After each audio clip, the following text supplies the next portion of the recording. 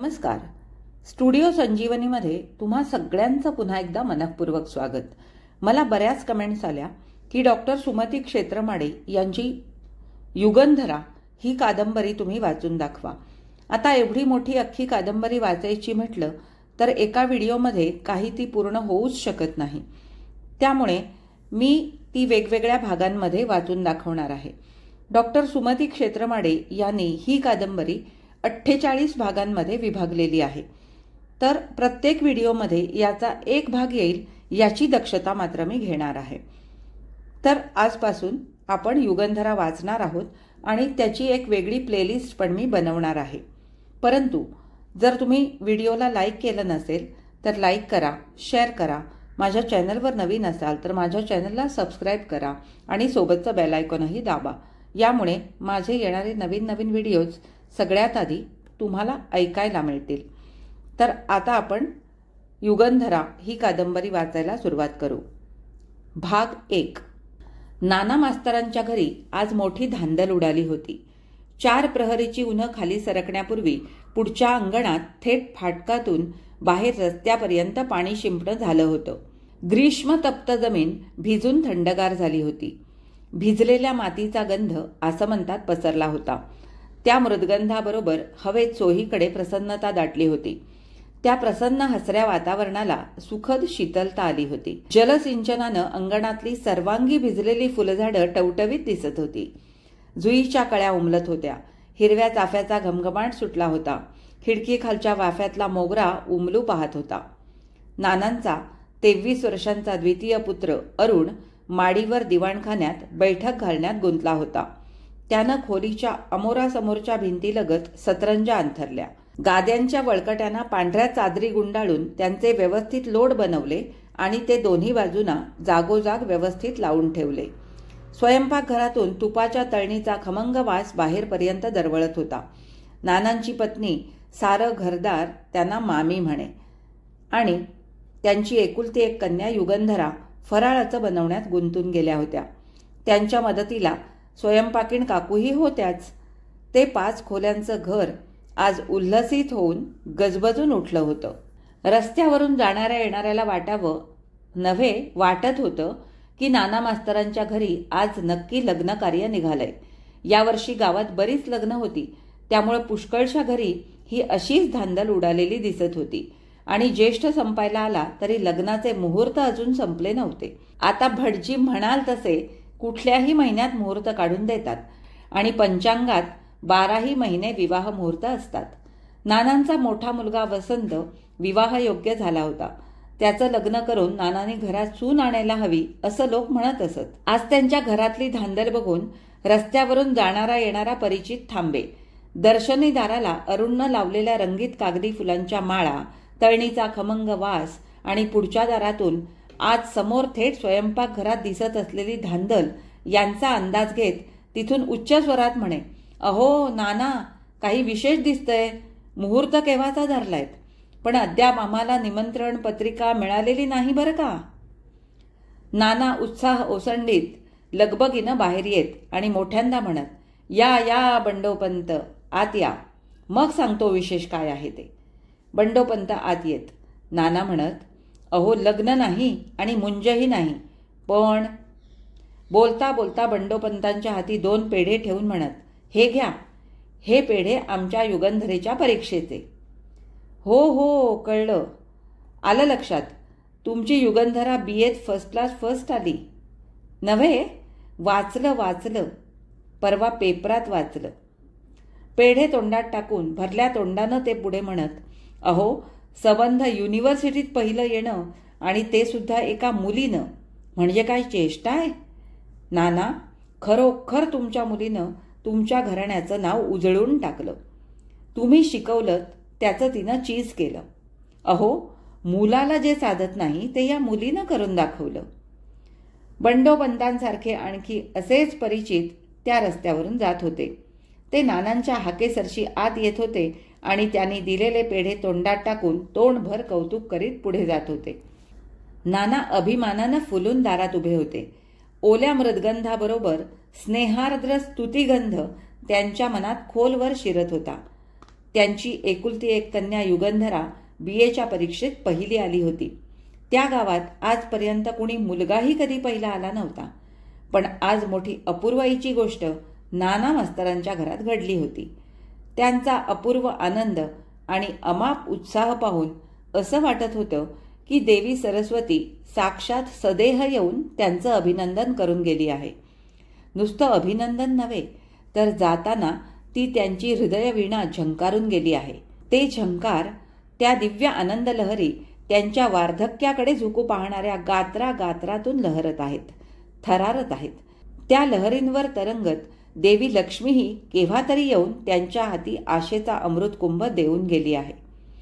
आज नानाने आपल्या निकट परिचयाच्या काही निवडक मित्रमंडळींना चहा फराळाला बोलवलं होतं. त्यात त्यांचे सहकारी शिक्षक, त्यांचे जुने फॅमिली डॉक्टर नाडकर्णी, शेजारघरचे शंकरराव पोस्टमास्तर, रामभाऊ वकील, जोशीबुवा कारकून अशी मोजकी 10-12 मंडळी होती.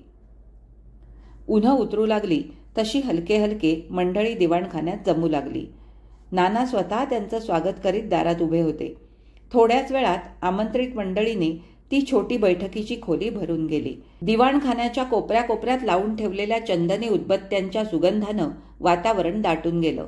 त्या उंची उदबत्त्यांचा सुगंध नाकात ओढून घेत रामभाऊ म्हणाले, वाह नाना, आजच्या पार्टीचा थाट तुम्ही अगदी लग्नाच्या पार्टीसारखा उडवून दिलात नाही काय? नाना हसले.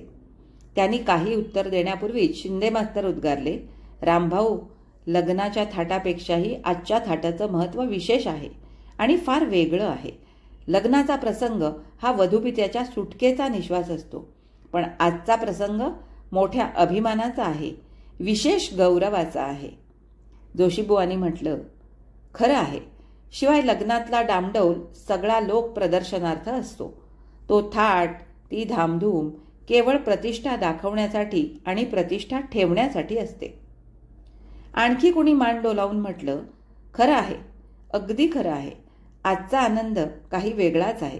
मुलींनी पदवीधर होणं ही चालू जमान्यात काही नवलाईची गोष्ट राहिली नाही. उलट मुलींचं शिक्षण ही आज परिस्थितीनुरूप एक आवश्यक बाब होऊन बसली आहे. आजकाल मुली सर्रास शिकत आहेत. मॅट्रिक होणं ही अगदी मामूली गोष्ट झाली आहे. पण मुलीनं युनिव्हर्सिटीत पहिली येणं ही निश्चित कौतुकाची बाब आहे. बरोबर आहे. जे मुलांना करता आलं नाही ते मुलीने करून दाखवलं. याचा तिच्या पित्याला तर अभिमान वाटेलच, पण आम्हा सगळ्यांनाही मोठा अभिमान वाटतो आहे. नानांनी खुश होऊन मान डोलावली आणि हसत म्हटलं, मी अभिमानानं असाच फुगत राहिलो तर तुमची पोटं रिकामी राहतील बरं का मंडळी. त्यांनी हाक मारली, युगा, अगं युगंधरा, अरे अरुण, युगाला म्हणावं वर येऊन सगळ्यांना पेढे दे आणि चला आता फराळाचंही घेऊन या. युगंधरा पेढ्यांचं ताट घेऊन मगापासून जिन्यात उभी होती. आडून निंदा कानी पडली तर ती भारी कटू लागते, पण स्तुती कानात शिरली तर ती ऐकण्यासाठी पाय जागच्या जागी खेळून जातात. युगा मघापासून तशीच खिळून उभी राहिली होती. नानांची हाक ऐकून ती झटकन वर आली. तिचा बांधा काहीसा उंच शेवग्याच्या शेंगेसारखा सरळ सडपातळ होता. तिचा रेखीव गौर चेहरा नेहमी शांत असे. ती किंचित गंभीर दिसे. तिच्या चेहऱ्यावरचं गांभीर्य तिच्या वयाला आणि तिच्या कृश देहाकृतीला विशोभित दिसत असे. पण ते विशोभित गांभीर्यच पाहणाराचं लक्ष एकदम वेधून घेई. त्याचवेळी तिच्या हनुवटीवरची खळी नजरेत भरे. त्या खळीमुळं तिचं गंभीर मुख किंचितसं हसरं भासे. या युगाताई, घराण्याचं नाव गाजवलंस, शाब्बास पोरी. युगंधरा खाली मान घालून सलज्ज हसली. मग अरुणनं हातात पेढ्यांचं ताट धरलं. युगानं प्रत्येकाला 2-2 पेढे दिले आणि खाली वाकून नमस्कार केला. पेढ्यांपेक्षाही अधिक गोड अशा तिच्या या सौजन्यपूर्ण कृतीनं सगळे खुश होऊन गेले. त्यांच्या चेहऱ्यावरचा प्रसन्न भाव पाहून नाना मनोमनी धन्य झाले. त्यांनी म्हटलं, युगा, अगं डॉक्टरांना 2 पेढे जास्त दे. रामभाऊनी हातातले 2 पेढे तोंडात टाकून पुन्हा ताटातले 2 पेढे उचलीत म्हटलं, का हो नाना, असा पंक्तिप्रपंच का? नानाने हसून म्हटलं, पंक्तिप्रपंच ना, अहो देहारोग्याचा सगळा प्रपंच ज्याच्यावर अवलंबून आहे त्या धन्वंतरीला जरा वेगळ्या पंक्तीत बसवलं म्हणून बिघडलं कुठं? रामभाऊनी मध्येच म्हटलं, बरोबर आहे, बरोबर आहे.